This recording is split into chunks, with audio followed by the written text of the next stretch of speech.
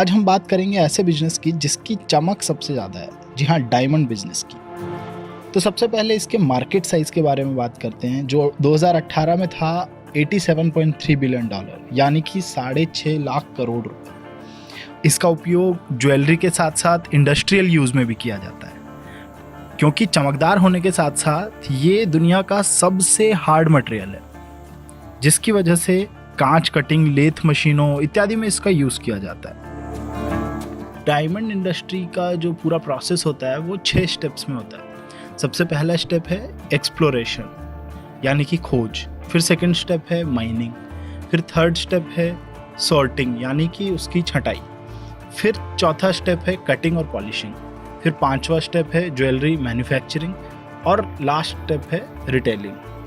तो सबसे पहले एक्सप्लोरेशन की अगर हम बात करें तो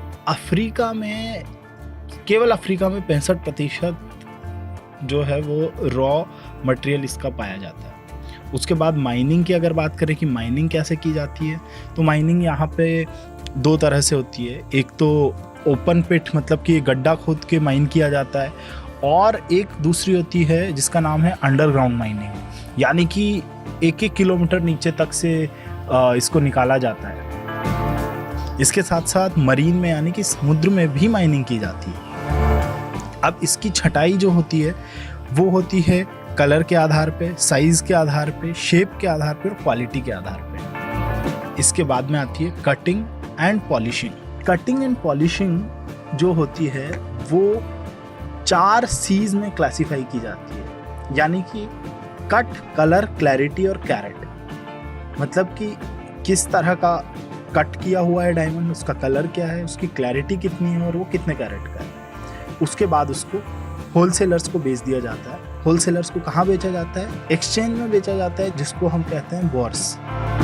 और ऐसे 30 बोर्स पूरे दुनिया में पाए जाते हैं। और आपको ये जानकर हैरानी होगी कि दुनिया का सबसे बड़ा बोर्स जो है वो मुंबई में है, जिसका नाम है भारत डायमंड बोर्स। और सूरत में अभी दुनिया का सबसे बड़ा डायमंड बोर्स बनने जा रहा है। और एक और बात इम्पॉर्टेंट है कि हर 10 में से 9 डायमंड इंडिया में पॉलिश और कट होते हैं। उसके बाद में जो नेक्स्ट प्रोसेस होता है उसका नाम है ज्वेलरी मैन्युफैक्चरिंग। तो आप समझ ही गए होंगे कि अब जब होलसेलर्स जो हैं वो डिज़ाइनर्स को, रिटेलर्स को ये पॉलिश किए हुए और कट किए हुए डायमंड्स बेच देते हैं, और उसके बाद जो डिज़ाइनर्स होते हैं वो उनको ज्वेलरी के अनुरूप और पॉलिश करते हैं और कटिंग करके उसकी फाइनल उसका शेप दे देते हैं। और उसके बाद लास्ट प्रोसेस आता है रिटेलिंग, यानी कि उसको बेच दिया जाता है आगे। इसके बाद में एक बहुत इंपॉर्टेंट चीज़ डायमंड बिजनेस में होती है ऑथेंटिसिटी, यानी कि उसकी प्रामाणिकता। और उसके लिए एक प्रोसेस है, उसका नाम है किम्बरले प्रोसेस, और उसको सर्टिफिकेट ऑफ ऑरिजिन भी कहा जाता है। तो गवर्नमेंट एक सर्टिफिकेट इशू करती है जिससे कि कोई किसी तरह का कॉन्फ्लिक्ट ना हो और पूरा अश्योरेंस मिले कि ये डायमंड जो है वो कहाँ से है और ये बिल्कुल प्योर डायमंड है। अब अगर हम इंडिया की बात करें तो इंडिया में लगभग 10 लाख लोगों को रोज़गार देती है इंडस्ट्री।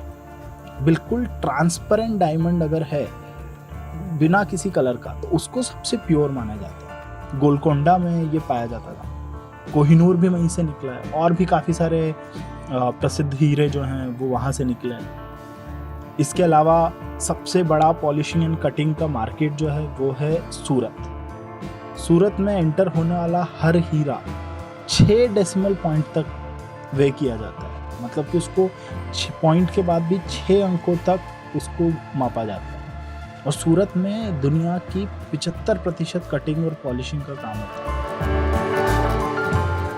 पूरे प्रोसेस की तो आपने देखा कि 6 स्टेप्स होते हैं, पर सूरत में कटिंग एंड पॉलिशिंग के केवल 36 स्टेप होते हैं। और फिर 17 स्टेप होते हैं क्वालिटी चेक के, मशीनों से और एक्सपर्ट ह्यूमन आइज से।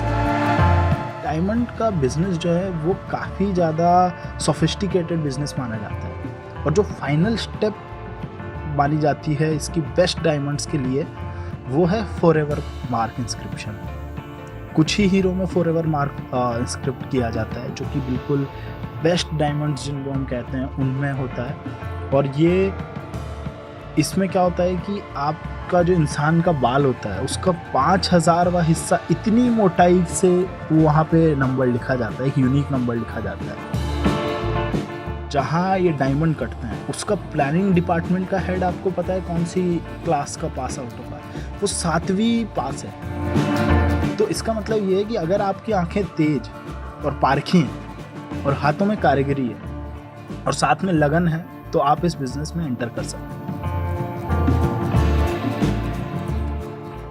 तो आज हमने देखा कि डायमंड का बिजनेस किस तरह से होता है, उसके पूरे प्रोसेस देखे, उसके स्टेप्स देखे, कहाँ पे ये होता है, ये सारी चीज़ें देखी। हम किसी दूसरे बिजनेस के बारे में और किसी दूसरी चीज़ के बारे में अगले एपिसोड में बात करेंगे। तब तक के लिए हमें सब्सक्राइब करें।